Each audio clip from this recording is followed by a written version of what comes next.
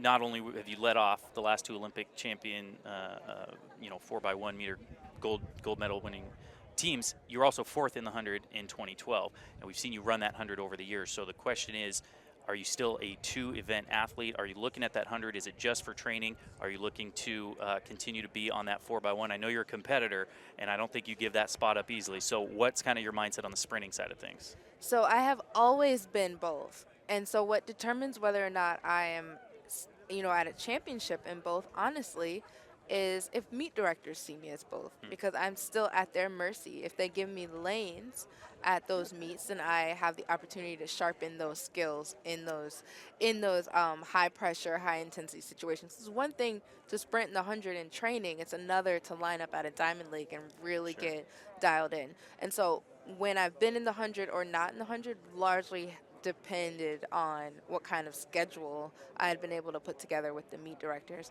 As far as the 4x100 is concerned, that's not up to me. Sure. That's a political relay coach situation. And as in 2017, I didn't give that spot up either. I would have raced for it and was willing to, but didn't get the opportunity. So Sure. we'll see what happens. But I am always training for both events because they are crucial. And for me, the training is too similar to separate. Sure.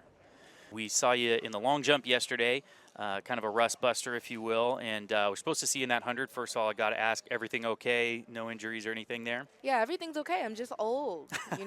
And so, getting back into 6 full approach jumps. Full approach jumping is not something we do in training. Yeah. It's just to be smart. So my body freaked out a little bit having done all 6 jumps, with good effort and really trying to turn it up on the runway. And so my right leg was just a little bit tight. And this is one of those situations where I could have totally pushed through it. Sure. But then you ask yourself, why? Why take the risk? And so I just didn't, because we can take care of a lot of this in training. Sure. Well, since you brought it up, I'll take a look back at the front side of your career there. 2005 world champion at 19 years old, correct?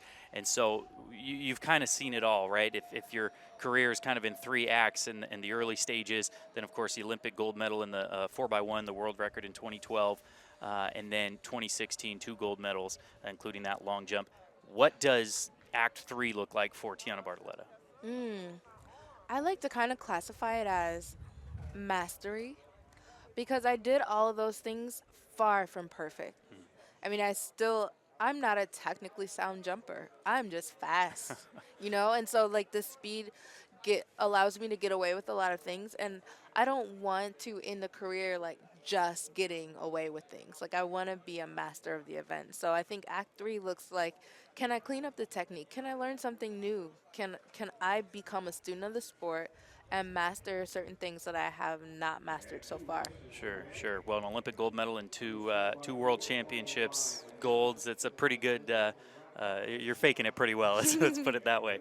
Now, speaking of changes, you're up here now in Northern California, and you're here at this meet because you're a part of the Cal coaching staff now, volunteering there, training there with Coach Charles Ryan. Tell us about that transition. You've had a couple of different coaches over your career. Why the move? Why now? And what does that look like in this day and age?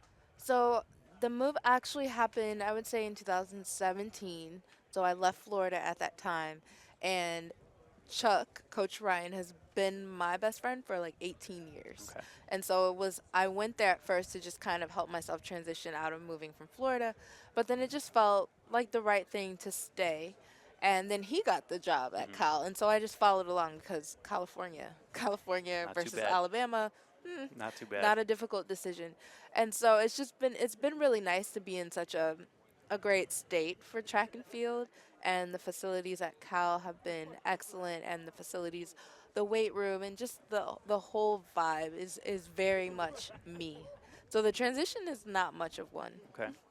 Now, the obligatory question to ask in any interview in 2020 or 2021 now is, what has this pandemic training, competing looked like for you? Obviously, last year, everything kind of getting canceled. It's supposed to be an Olympic year. All of a sudden, it's not. Now, this year, it's all pushed back. It's an Olympic year. Things are closed. Can you train? Where can you train? What do you have to do? You were telling me earlier, setting up in the garage. So mentally and kind of physically, I mean, what does that change look like in this Olympic year now? So for me personally, the postponement was a blessing because I would not have made the Olympic team if it went as scheduled. I just wouldn't have. I was dying. I Yeah. was actively dying from my own health issues. So that gave me an extra year to like try to fight my way back. And then the Bay Area, we had really strict COVID restrictions, so I did lose track access. I did lose access to the gym, but really jumped on trying to build the garage gym. And I remember telling you about the waiting list and Right. trying to get the weights. And so that I was able to build the garage gym. So at least I was doing something, right? And so I wrote a lot of body weight workouts and then shared them publicly. And it really came down to, can I do something today that makes me feel like I'm inching my way closer to the goal? Because there was really nothing else we could do about what was happening in the world. You want to stay safe, you want to be responsible. And we are role models for other people, so we didn't want to do anything reckless, for the Sure. sake of training. And so honestly, it was just like you do what you can do on any given day, and no effort's wasted anyway. And as long as you were doing something, even if that something meant resting, you were inching yourself closer to that goal.